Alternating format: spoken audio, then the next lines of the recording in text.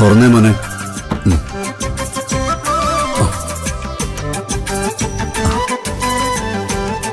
പിന്നെ ഞങ്ങൾ പൊയ്ക്കോട്ടെ മുത്തശ്ശി? പോകാൻ ഞാൻ പറയില്ല. നിങ്ങൾക്ക് പോകാതിരിക്കാനാവില്ലല്ലോ.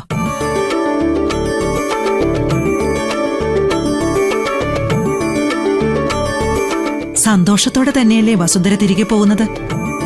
എനിക്ക് സന്തോഷത്തിന് ഒരു കുറവുമില്ല. അത് നല്ല കാര്യം. അങ്ങനെയാണല്ലോ വേണ്ടത്. തലക്കനത്തിന്റെയും ധാർഷ്ട്യത്തിന്റെയും കാര്യത്തില് ഞാനും ഒട്ടും മോശക്കാരിയല്ല.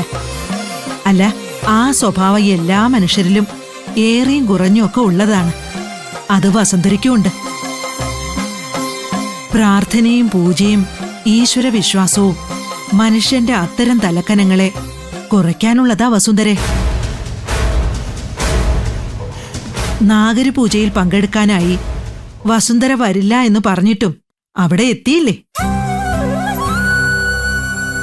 അത് ഈശ്വര നിശ്ചയ. എല്ലാ തീരുമാനങ്ങളും നമുക്കെടുക്കാനുള്ള അവകാശം ദൈവം തന്നിട്ടില്ല. ഗൗതം, ഇനിയും നിന്ന് സമയം കളയണോ? ഇറങ്ങുമല്ലേ? സത്യം പറയല്ലോ അമ്മേ, ഈ നാടും തറവാട് വീടും ഒക്കെ വിട്ട് തിരിച്ചു പോകാനേ എനിക്ക് തോന്നുന്നില്ല. ഒരു പ്രത്യേകതയുണ്ട് ഗൗതം ഈ മണ്ണിന്.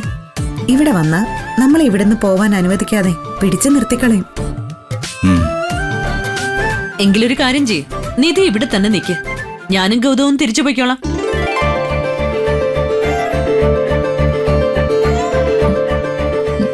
ആന്റി മുണ്ടത്തരം പറയില്ലേ?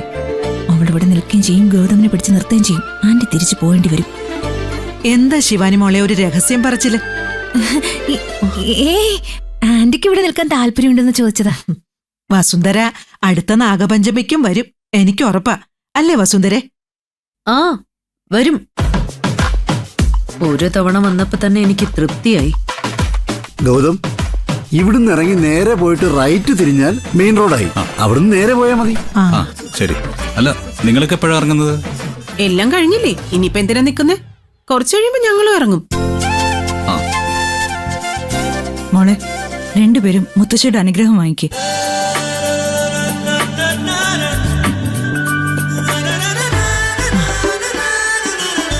നന്നായി വരും.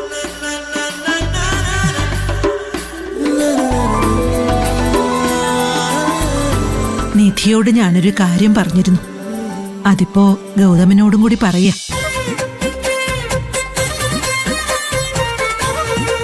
അടുത്ത നാഗപഞ്ചമിക്ക് നിങ്ങൾ വരുമ്പോ ഈ മുത്തശ്ശിക്ക് തരാൻ ഒരു സമ്മാനം കൂടി കൊണ്ടുവരണം.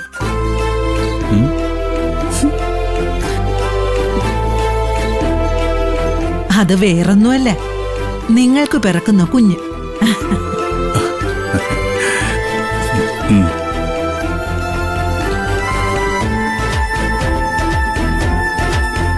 എന്റെ നാഗദൈവങ്ങളുടെ അനുഗ്രഹത്താൽ നിങ്ങൾക്ക് എല്ലാ ഐശ്വര്യവും നിറഞ്ഞ ഒരു കുഞ്ഞ് ജനിക്കും മക്കളെ.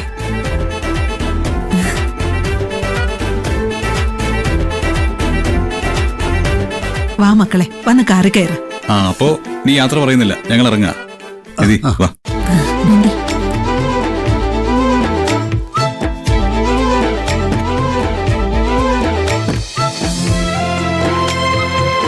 ശരി.